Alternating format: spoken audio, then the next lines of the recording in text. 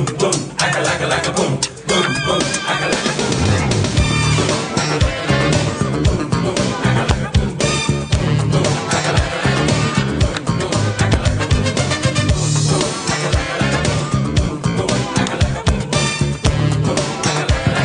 just had a quick question. You guys did any of y'all ever study psychology or know anything about psychology or about the human brain in general?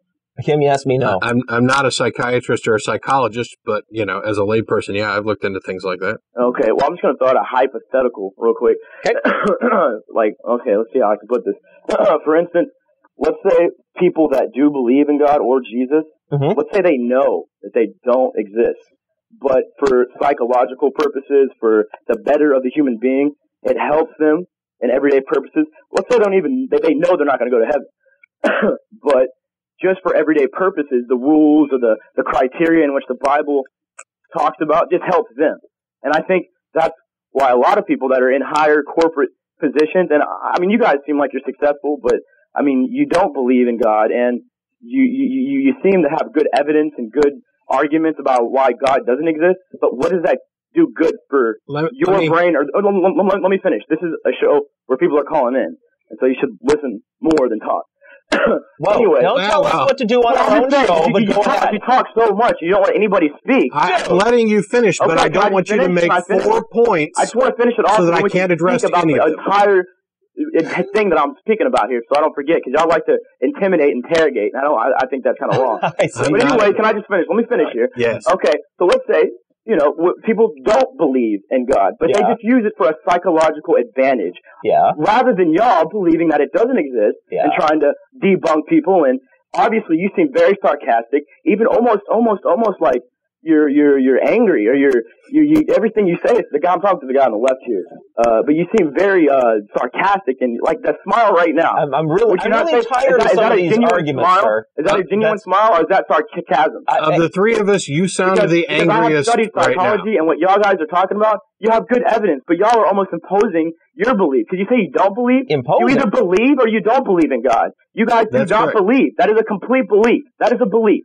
You guys want to jump around the bush, but you guys do not believe in God, correct? Okay, can I answer the question that you were asking? Go ahead. You were referring to what if somebody absolutely knows that their belief is wrong, but they hold the belief anyway because it provides them some real benefit. Right, without imposing on others. I heard you the first time. Without imposing on others, okay. You're on hold. I didn't hang up. I'll take you off hold. Just let me finish. I understood it, and I'm addressing it. They believe this because they feel a benefit from it. And your question seems to be, what's so wrong with that? I'm going to answer you anyway. Your claim seems to be, what's so wrong with that? You broke it, man. I broke the phone thingy. The reason there's a problem with that, and this came up in a way in a discussion about rehabilitation of prisoners and using religion for that. And the point seems to be, if my goal is to have a better outcome, have something that feels good, if we know for a fact that religion, let's say, is not true, no matter what you're talking about, and believing it anyway yields a positive effect, then it's incumbent upon us to find out what is it in that belief, what power of positive thinking in the mind, what mindset have we put ourselves in that is actually causing the benefit. Because the benefits clearly is not coming from God. We've already accepted at the beginning of your argument that we don't believe. The same benefit can be derived from a number of different positive thinking type. It's changing somebody's mindset. And would you rather feel a benefit from believing something you know to be a lie, or discover how to feel that benefit based on a truth? And I wish I hadn't hung up, but that's kind of the nutshell way of addressing it. Anything to add to that? Yeah, I got to step in my own defense. Sir, yes, I am. I present my case strongly, and I do sometimes wind up talking over other people. That is almost always because the other person won't shut up. And when I get a little heated, it's because the other person won't shut up, or the other person is making an argument I've heard 18 gazillion times already, and it's completely bogus, and if I could just get a word in edgewise, I could explain why it's bogus. Or the other person is repeating something they already said that they'd already backed down from, right? Which is like deeply unfair when you have an exchange. So, I'm not going to apologize for trying to do a good job defending my position. And I'm certainly not going to take it from a guy who calls in and starts telling us how we should behave on our show, right? I'm not going to take it from you that you are the judge of what is proper behavior. When you call into our show, we have rules. We try to be fair, but we're not going to be dictated to how to operate our own program. That's ridiculous. If I cut somebody off, it's one of the most common reasons is that it's unfair for somebody to call in and make 4 shotgun claims, 2 of which are probably the same claim in disguise, and not give anyone the chance to respond to them. So when you asked your first question about believing something you know not to be true just because you feel that it's good, it's fair to let me actually respond to that. And if you wouldn't have hung up when we were done with it, we could go on to another point that you made. It's not, I think anybody who watches the show and is objective about it knows that we're not just sitting here hanging up on people and talking over people. You can call in whenever you want. If you really want to see that, call one of those Christian shows. Yeah. We're more fair to people than they are.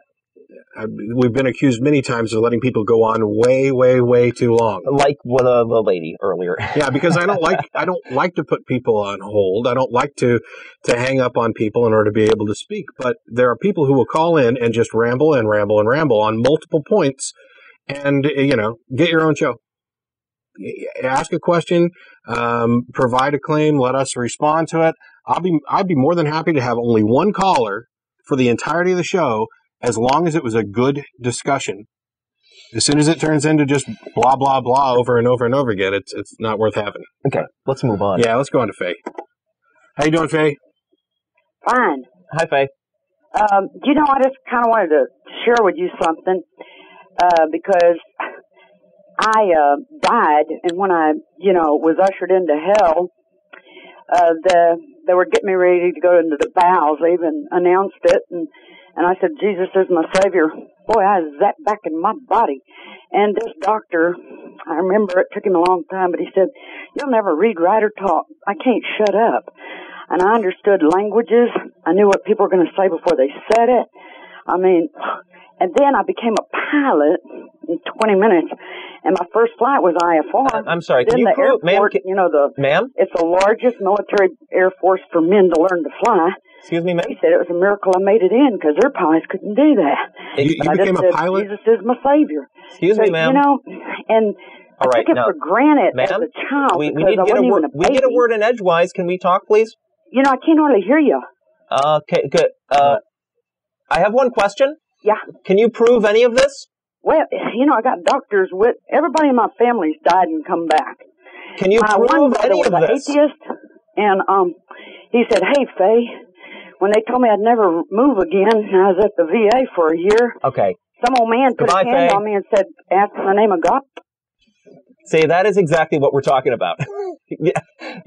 She's going to go on and on and on and on with these wild claims, and when asked if she can prove any of it, she brushes off the request and just goes on making more claims. And most of it's testimonial claims. Now it's one thing to say that you became a pilot in 20 minutes. That's impressive, and I'd be interested in that, and if you got proof and blah, blah, blah. But to go on and on with testimonial after testimonial, it's not evidence. It is evidence. It's just not reliable evidence. It doesn't prove anything. It doesn't demonstrate. And if you're just going to ramble and not have a discussion, we'd rather you just didn't go. I became a brain surgeon in a fortnight. You are See how easy that is stud. to just say? That is why we ask for evidence. And that's why evidence is important. Because anybody can say anything.